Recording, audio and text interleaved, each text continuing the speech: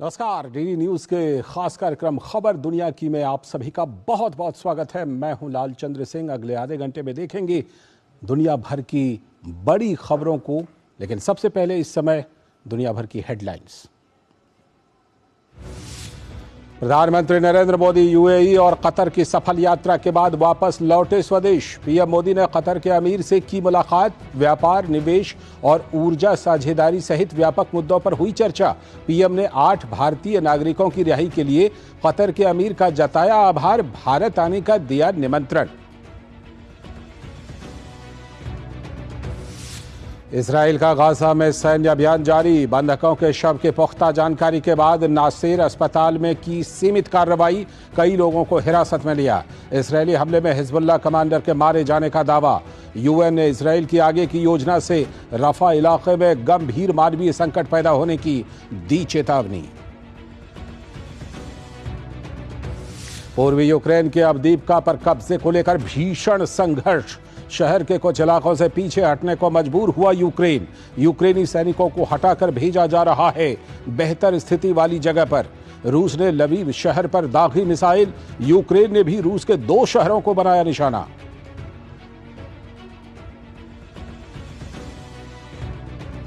Ukraine समेत दूसरे मुद्दों पर नेटो देशों की ब्रसेल्स में रक्षा मंत्रियों की बैठक। नेटो प्रमुख ने कहा, अमेरिका से मिलने वाले राहत पैकेज में हो रही देरी से युद्ध में यूक्रेनी सैनिकों को हो रहा है नुकसान। राष्ट्रपति मैक्रोन और ज़ेलेंस्की कल करेंगे सुरक्षा समझौते पर हस्ताक्षर।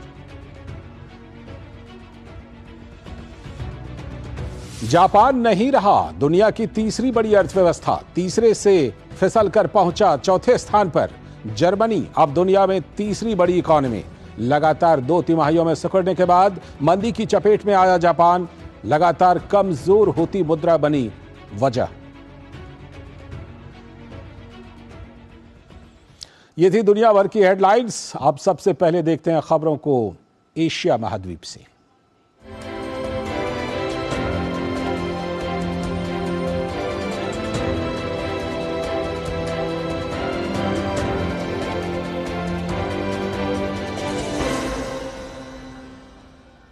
प्रधानमंत्री नरेंद्र मोदी यूएई और कतर की सफल यात्रा के बाद स्वदेश वापस लौट आए हैं। पीएम मोदी ने कतर यात्रा के अंतिम दिन वहां के शासक शेख तमीम बिन हमद से मुलाकात की। इस दौरान दोनों नेताओं ने आपसी संबंधों की समीक्षा की और कई क्षेत्रों में सहयोग को गहरा करने के तौर तरीकों पर भी चर्चा की। दोनों देश उन क्षेत्रों में आपसी सहयोग के लिए तत्पर दिखाई दिए जिससे दुनिया को फायदा मिल सके। पीएम मोदी ने शेख तमीम बिन हमद अल थानी के द्वारा गर्मजोशी से उनका स्वागत करने के लिए आभार व्यक्त किया।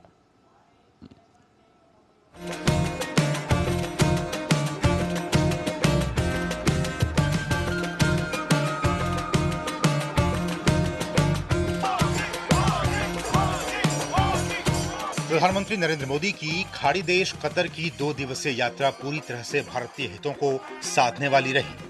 दोहा में कतर के अमीर शेख तमीम बिन हमद अल थानी के साथ द्विपक्षीय बातचीत में दोनों नेताओं ने व्यापार साझेदारी, निवेश सहयोग, ऊर्जा साझेदारी, क्षेत्रीय सुरक्षा से जुड़े मुद्दे, सांस्कृतिक संबंध और लोगों के बीच आपसी आदान प्रदान सहित व्यापक मुद्दों पर चर्चा की। पीएम ने 8 भारतीय नागरिकों की रिहाई के लिए उनके प्रति आभार व्यक्त किया। उन्होंने शेख तमीम बिन हमद अल थानी को भारत आने का न्योता भी दिया। Two leaders spoke. They spoke about the need for strategic investments and strategic partnership in the field of energy and technology, and to proceed beyond the bilateral relationship in this field. They also discussed issues of regional and international importance. The two leaders, of course, recalled their last meeting on the sidelines of COP28 last December.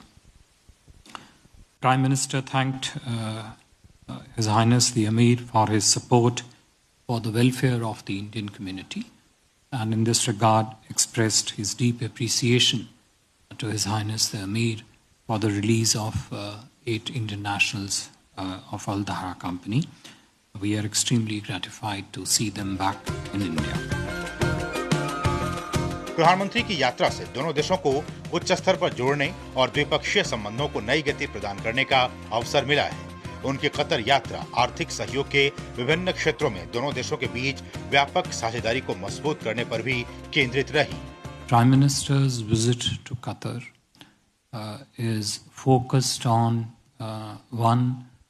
consolidating the wide-ranging partnership that India and Qatar have across different fields of economic cooperation. To also, through the visit this time, build on the gains of 2016 visit, build on the gains achieved through subsequent high-level political exchanges between the two countries, and lay a foundation for what the two countries, driven by the strong leaderships of His Highness the Amir and the Prime Minister of India, can achieve in months and years ahead, in a manner that not only expands the areas of bilateral cooperation, but also increases convergences on regional issues, also looks at a partnership across in third countries, and whatever we're doing in a bilateral space, we look at that from a strategic perspective rather than from a transactional perspective.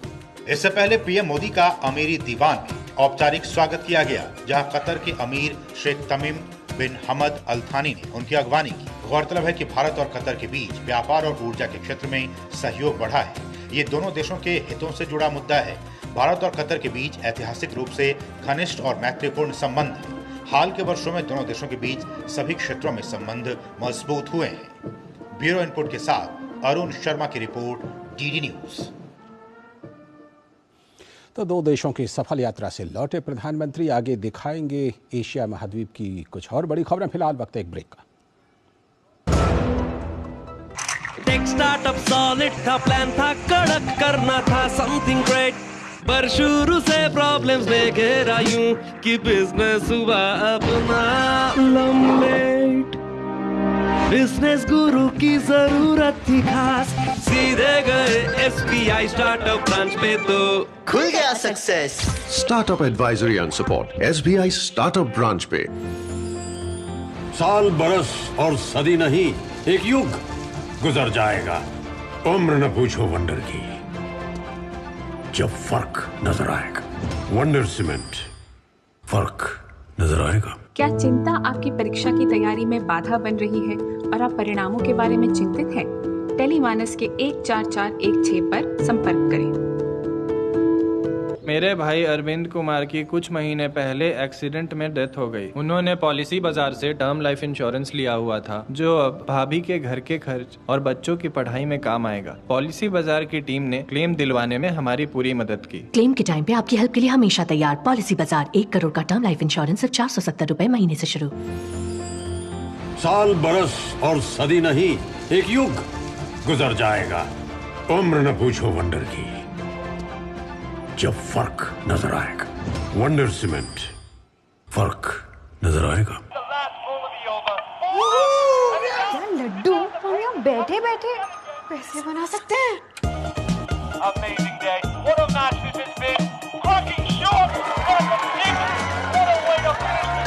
Guys, मैं तुम्हारे business idea का बड़ा fan. अब business चाहे जो भी, SBI का current account तो चाहिए ना।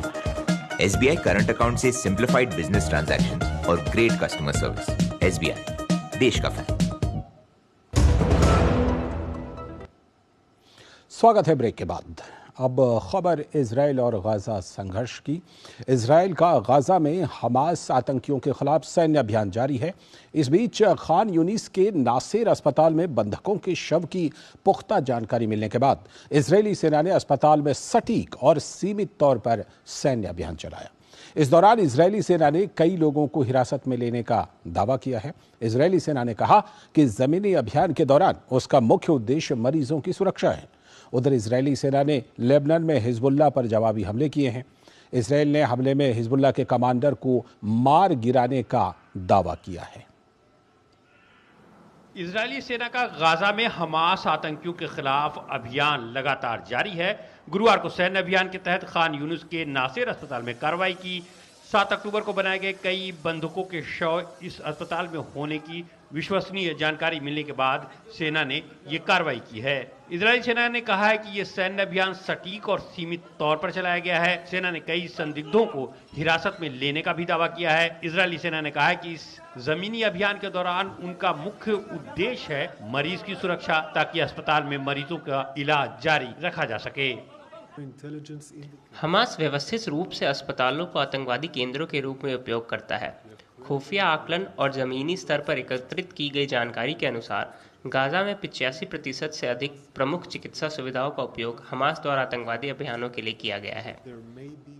इजरायल ने बुधवार को अपने सैन्य कमान मुख्यालय पर लेबनान की तरफ से किए गए हमले के बाद व्यापक जवाबी हमले किए हैं। इन हमलों में अब तक कम से कम 10 लोगों के मारे जाने की पुष्टि की गई है। हिजबुल्लाह का कहना है कि बुधवार को इजरायली हमलों में उसके 2 लड़ाके भी मारे गए हैं। इजराइल और हिजबुल्लाह के बीच झड़पें शुरू होने के बाद से अब तक लेबनान की तरफ से 254 लोग मारे गए हैं, जिनमें 38 आम नागरिक हैं, जबकि इजराइल की तरफ से 10 सैनिकों और 6 आम नागरिकों की मौत हुई है। उधर उत्तरी गाजा पट्टी से भागकर रफा में शरण लिए लाखों फिलिस्तीनी इजराइल के जमीनी हमले को लेकर चिंतित हैं और कई देशों ने इस हमले को लेकर गंभीर मानवीय संकट की चेतावनी दी है। कनाडा, ऑस्ट्रेलिया और न्यूजीलैंड ने इजराइल के नियोजित अभियान से पहले गाजा में तत्काल मानवीय युद्ध विराम का आह्वान किया है। इजराइल ने रफा में हमास के खिलाफ आक्रामक कार्रवाई को आगे बढ़ाने की योजना बनाई है। रफा में सैन्य अभियान की संभावना से क्रॉसिंग बंद होने की संभावना है। इससे मानवीय संकट और गहरा सकता है। यह मिस्र के लिए दुस्वप्न की तरह होगा, क्योंकि रमजान करीब है। बंधकों की रिहाई पर काम करना होगा। एक स्थायी युद्ध विराम देखने की जरूरत है। अधिक मानवीय सहायता पहुंचाने की भी जरूरत है। हमें 2 राज्य समाधान पर काम करने की जरूरत है। इस बीच इजराइल के शीर्ष मंत्रियों ने युद्ध के बाद फिलिस्तीन को एक राष्ट्र का दर्जा दिए जाने के किसी भी विचार को खारिज कर दिया है। दरअसल अमेरिका के एक अखबार ने अपनी रिपोर्ट में कहा था कि इजराइल का मुख्य सहयोगी अमेरिका फिलिस्तीनी राज्य स्थापित करने की योजना को आगे बढ़ा रहा है।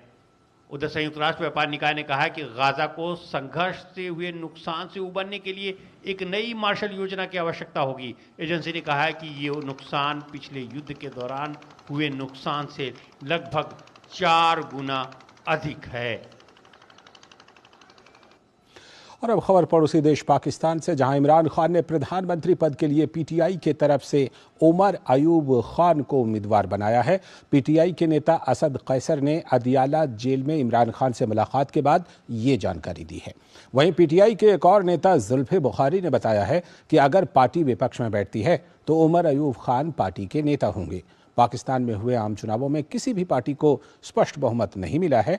इमरान खान की पार्टी को सबसे ज्यादा सीटें मिली हैं, हालांकि वो बहुमत से काफी दूर हैं। वहीं नवाज शरीफ की मुस्लिम लीग नवाज और बिलावल भुट्टो की पाकिस्तान पीपुल्स पार्टी के मिलकर गठबंधन सरकार बनाने की खबरें हैं। वक्त एक और ब्रेक का। ब्रेक के बाद लौटेंगे तो देखेंगे दुनिया भर की कुछ और खबरें। साल, बरस और सदी नहीं, एक युग गुजर जाएगा। उम्र न पूछो वंडर की, जब फर्क नजर आएगा। वंडर सीमेंट, फर्क नजर आएगा। क्या गुस्सा आप पर हावी हो रहा है? टेलीमानस के 14416 पर कॉल कर गुस्से पर काबू पाने के लिए मार्गदर्शन प्राप्त करें। टेक स्टार्टअप सॉलिड था, प्लान था कड़क, करना था समथिंग ग्रेट, पर शुरू से प्रॉब्लम्स ने घेरा यूं कि बिजनेस हुआ अपना लम्बेट। बिजनेस गुरु की जरूरत थी खास, सीधे गए एसबीआई स्टार्टअप ब्रांच पे तो खुल गया success. Startup advisory and support SBI startup branch पे।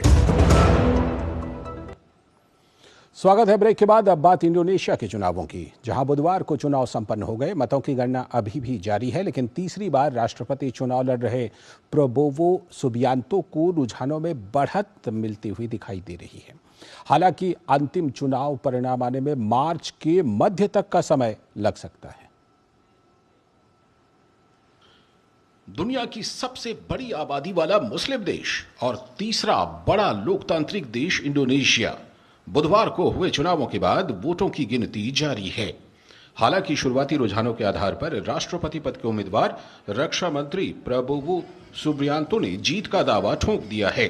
हालांकि आधिकारिक नतीजे आने में 1 महीने के आसपास का समय लग सकता है, लेकिन 4 चुनावी सर्वेक्षणों में उन्हें 58% वोट मिलने का अनुमान जताया जा रहा है। इंडोनेशिया में राष्ट्रपति के अलावा उपराष्ट्रपति, संसद और स्थानीय निकाय के लिए वोट डाले गए थे। सुबियांतो अगर 50% मत हासिल कर लेते हैं तो उन्हें विजेता घोषित कर दिया जाएगा, वरना उन्हें जून में प्रस्तावित दूसरे चरण के मतदान में दावेदारी करनी होगी। सुबियांतो के अलावा गंजर प्रणोवो और अनीस बासुवेदन चुनाव मैदान में थे। तीसरी बार चुनाव लड़ रहे प्रबोवो ने उन पर भरोसा जताने के लिए अपने समर्थकों का आभार जताया। हालांकि उनके प्रतिद्वंद्वी अनीस बासुवेदन अभी हार मानने के लिए तैयार नहीं हैं और अंतिम परिणाम आने का इंतजार कर रहे हैं। यह जीत इंडोनेशिया के लोगों की जीत है। प्रबोवो जिब्रान और इंडोनेशिया फॉरवर्ड गठबंधन के सभी लोग इसे अपनाएंगे और राष्ट्रपति, उपराष्ट्रपति और सरकार इंडोनेशिया के जनता के लिए काम करेगी। मतों की गिनती अभी भी जारी है। मैं इस बात पर जोर देना चाहूंगा कि मैं एक सच्चा लोकतांत्रिक हूं और परिणाम चाहे जो भी आए, ये लोगों का फैसला है और हम इसका सम्मान करेंगे। सियासत में आने से पहले सुबियांतो इंडोनेशिया सेना में जनरल रह चुके हैं। वे विवादित राष्ट्रपति सुहार्तो के दामाद रह चुके हैं। उनके ऊपर मानवाधिकार उल्लंघन के आरोप भी लगते रहे हैं। 1998 में सुहार्तो के खिलाफ विरोध प्रदर्शन में शामिल होने वाले 13 छात्र कार्यकर्ताओं के अपहरण सहित मानवाधिकारों के उल्लंघन के आरोपों के बाद इसी साल उन्हें सेना से बर्खास्त कर दिया गया था। हालांकि वो इन आरोपों से इनकार करते हैं। इस मामले की आज तक न तो निष्पक्ष जांच हुई, न ही इनके खिलाफ कोई मुकदमा चलाया गया, लेकिन परिवार वाले इन्हें दोषी मानते हैं। सुबियांतो को जीत की ओर बढ़ते देख ये परिवार दुखी हैं। मैं अब और अधिक चिंतित हूँ कि वो जीत गया है, लेकिन हम एक दूसरे को मजबूत रखने के अलावा और कर भी क्या सकते हैं। हमें डर लगता है, लेकिन मैं अपने बेटे के लिए लड़ते रहूंगा। राष्ट्रपति जोको विडोडो के बेटे गिब्रान राकाबुमिंग राका सुबियांतो के उपराष्ट्रपति के उम्मीदवार हैं। गिब्रान 36 साल के हैं और उन्हें चुनाव लड़ने के लिए देश की संवैधानिक अदालत से विशेष रियायत मिली है। राका सुरकार्ता शहर के मेयर रह चुके हैं और कम उम्र के कारण वो चुनाव लड़ने के लिए अयोग्य थे। इस फैसले के वक्त संवैधानिक अदालत के प्रमुख विडोडो के बहनोई अनवर उस्मान थे। विवादित फैसले के बाद उस्मान को पद से हटा दिया गया था। चुनाव नतीजों के रुझान पर आम लोगों की मिली जुली प्रतिक्रिया देखने को मिल रही है। मुझे उम्मीद है कि जो लोग भी सरकार में आएंगे वो लोकतंत्र का सम्मान करेंगे, क्योंकि यह एक आधुनिक युग है और जनता मूर्ख नहीं है। मेरी आशा है कि सभी नेता अपना काम अच्छे से करेंगे। इस साल राष्ट्रपति विडोडो संवैधानिक व्यवस्था के तहत 5-5 साल के अधिकतम 2 कार्यकाल पूरे कर लेंगे। इसके बाद वो कानूनन चुनाव नहीं लड़ सकते। ऐसे में अपने बेटे और परिवार को देश की राजनीति में स्थापित करने का यही सबसे बेहतरीन मौका था। जानकारों का मानना है कि विडोडो और सुबियांतो के साथ आने के बाद इंडोनेशिया का निकट भविष्य इन्हीं परिवारों के इर्द गिर्द होगा। Bureau report, DD news. और अब अगली खबर, जापान की अर्थव्यवस्था अब मंदी की चपेट में आ गई है। रिपोर्ट के अनुसार अब जापान दुनिया की तीसरी अर्थव्यवस्था से फिसलकर चौथे पायदान पर आ गई है।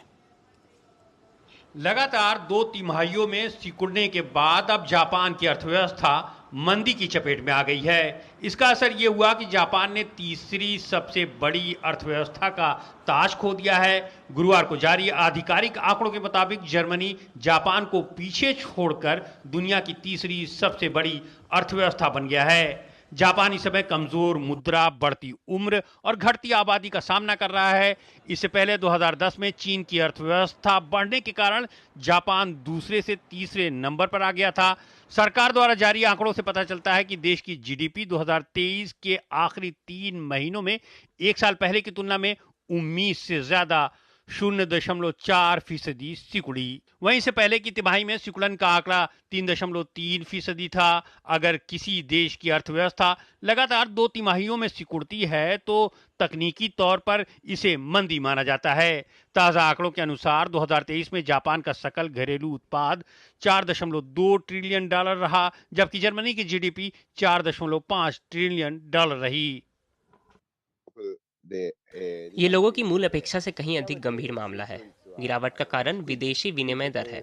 2023 में डॉलर येन दर का औसत 1 अमेरिकी डॉलर के मुकाबले 140.5 जापानी येन था।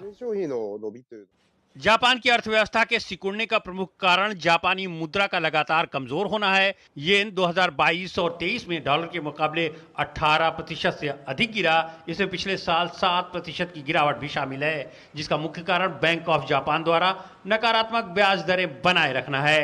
दूसरी ओर जर्मनी में इस्तेमाल की जाने वाली मुद्रा यूरो इस अवधि के दौरान डॉलर के मुकाबले कमोबेश स्थिर रही। हालांकि येन की कमजोरी ने जापान की कुछ सबसे बड़ी कंपनियों के शेयर की कीमत को बढ़ाने में मदद की, क्योंकि इस देश के एक्सपोर्ट विदेशी बाजारों में सस्ते हो जाते हैं। स्टॉक एक्सचेंज निक्की भी 1990 के बाद 38,000 अंक को पार कर गया। अक्टूबर, दिसंबर और जुलाई सितंबर में लगातार 2 तिमाहियों में सिकुड़न हुआ। इससे पहले 2018 और 2012 में मंदी का सामना करना पड़ा था। तब भी सकल घरेलू उत्पाद में लगातार 2 संकुचन हुए थे। ताज़ा आंकड़ों से पता चलता है कि विकास की गति कमजोर है।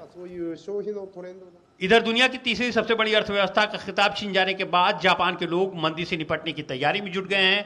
पैसा बचाने के लिए खरीदारी समेत दूसरे खर्चों में कटौती की योजना बना रहे हैं। निसंदेह ये अफसोसजनक है। मुझे ये सोचना अच्छा नहीं लगता कि जापान धीरे धीरे ऐसा हो जाएगा कि जापान का धीरे धीरे पतन हो जाएगा। एक ओर जहां दुनिया की टॉप इकोनॉमी में रैंकिंग में ये उतार चढ़ाव देखने को मिल रहा है, तो वहीं भारत के लिए आगे की राह आसान होती जा रही है। भारतीय अर्थव्यवस्था वैसे भी दुनिया की सबसे तेजी से आगे बढ़ती हुई अर्थव्यवस्था बनी हुई है। माना जा रहा है कि कुछ वर्षों में भारत का नॉमिनल जीडीपी मामले में जापान से आगे निकलना तय है। दुनिया से एक और बड़ी खबर। विकीलीक्स के संस्थापक जूलियन असांजे की महत्वपूर्ण सुनवाई से पहले ऑस्ट्रेलिया की संसद ने एक प्रस्ताव पारित कर अमेरिका और ब्रिटेन से जूलियन असांजे को रिहा करने का आह्वान किया। 86 सांसदों ने जूलियन असांजे की रिहाई की मांग किए जाने वाले संसद में पेश प्रस्ताव के पक्ष में मतदान किया, जबकि 42 ने प्रस्ताव के खिलाफ मतदान किया। इसमें कहा गया है कि असांजे को घर आने की अनुमति दी जानी चाहिए। जूलियन असांजे 2010 और 2011 में हजारों वर्गीकृत दस्तावेज प्रकाशित करने के मामले में वांछित हैं। अमेरिकी अधिकारियों का कहना है कि उन्होंने कानून का उल्लंघन किया और लोगों की जान खतरे में डाल दी। 175 साल तक की सजा काट रहे लंदन के ऑस्ट्रेलियाई नागरिक जूलियन असांजे वर्तमान में जेल में बंद हैं और जासूसी के आरोप में अमेरिका में वांछित हैं। अमेरिका महाद्वीप से खबर।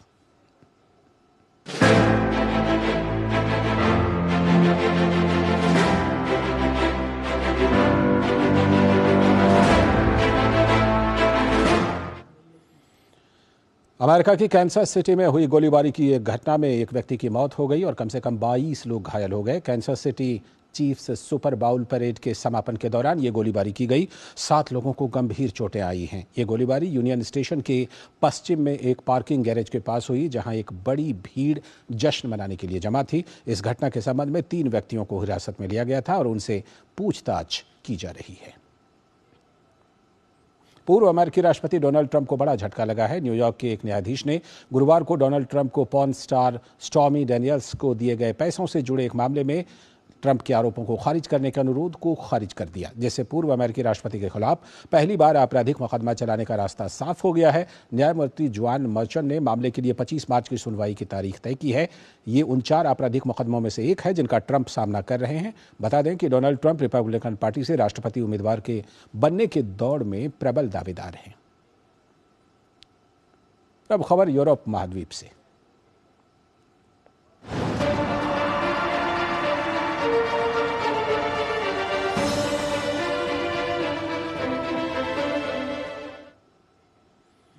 यूक्रेन रूस युद्ध रुकने का नाम नहीं ले रहा। हाल के दिनों में दोनों तरफ से हमला तेज हो गया है। गुरुवार को दोनों देशों ने एक दूसरे पर मिसाइल और ड्रोन हमले किए। इस बीच पूर्वी यूक्रेन के अवदीवका शहर में पिछले कई महीनों से भीषण युद्ध जारी है। रूसी सेना की बढ़त को देखते हुए यूक्रेनी सेना कुछ इलाकों से अपने सैनिकों को पीछे हटाने पर मजबूर हुई है।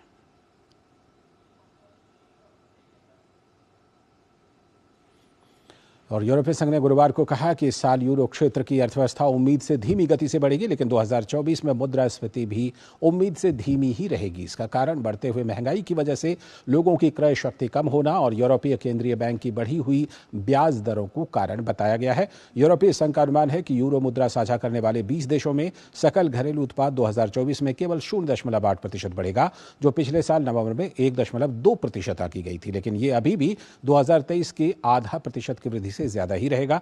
वहीं पहले 2025 के लिए 1.6% की बढ़ोतरी का अनुमान था, जिसे अब घटाकर 1.5% कर दिया गया है। यूरोप की सबसे बड़ी अर्थव्यवस्था जर्मनी में 2024 में सबसे कम विकास दर 0.3% रहेगा, जो पहले 0.8% आंका गया था। तो वहीं यूरोप की दूसरी बड़ी अर्थव्यवस्था फ्रांस में 0.9% विकास का अनुमान है, जो पहले 1.2% आंकी गई थी। आज की खबर दुनिया की में इतना ही। सभी को दीजिए अनुमति। नमस्कार।